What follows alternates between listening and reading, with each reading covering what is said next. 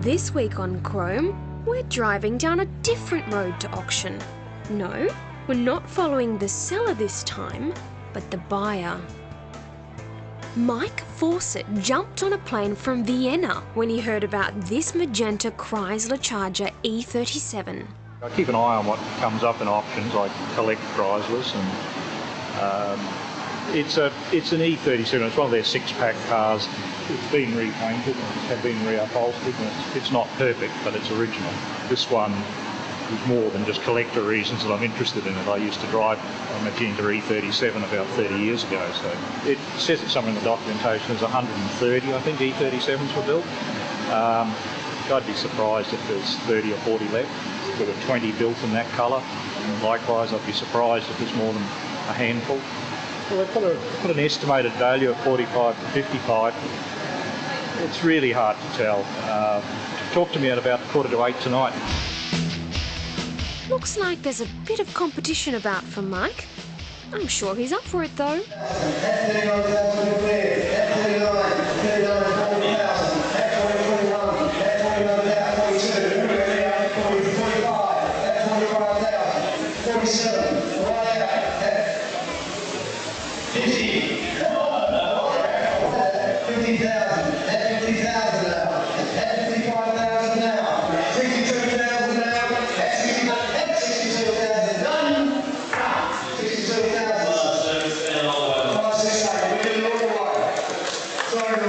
My heartbeat's down to about 120 again now.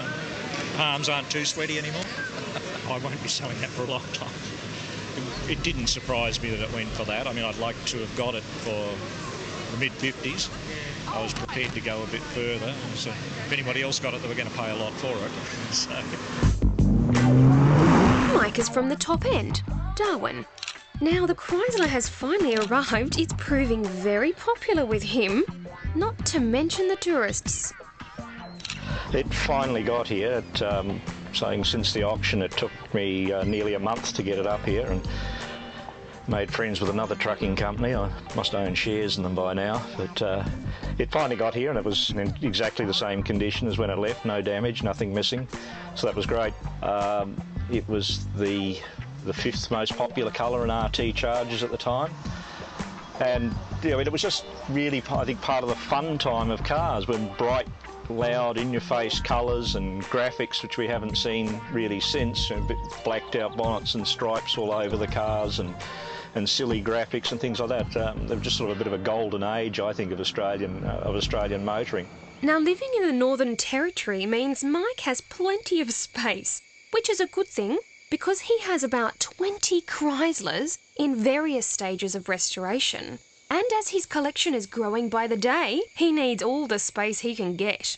I've enjoyed motoring in cars and bikes all my life, but in the last 14 or so years since we moved here, we've finally had the chance to collect cars.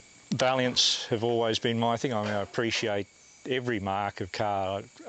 They've all got great features on them, but I decided a long time ago, I guess, just to specialise, and Valiants have always been my thing. I'm not really sure what it was. I've always liked Pacers, and they're a little bit obscure and they were a little bit more affordable than anything else.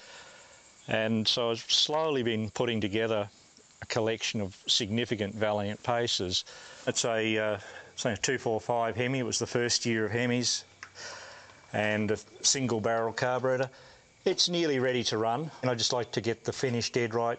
These wrinkle covers weren't on single barrel cars, they were for two barrels, so I've just got to change that to a silver. I just want to sort of get some of the other hookup and get the instrument panel back into the car, get all the wiring side finished before I concentrate on this.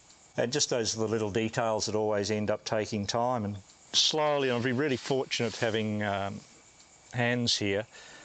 There's a couple of times to do this work, and then I've probably got the next 6 or 7 years finishing off the three major projects. They just represent a really nice period for me of Australian motoring. I think these are almost an ignored part of Australia's cultural heritage. These were all Australian designed products. There's a lot of Australian engineering in them, and they're disappearing very, very fast.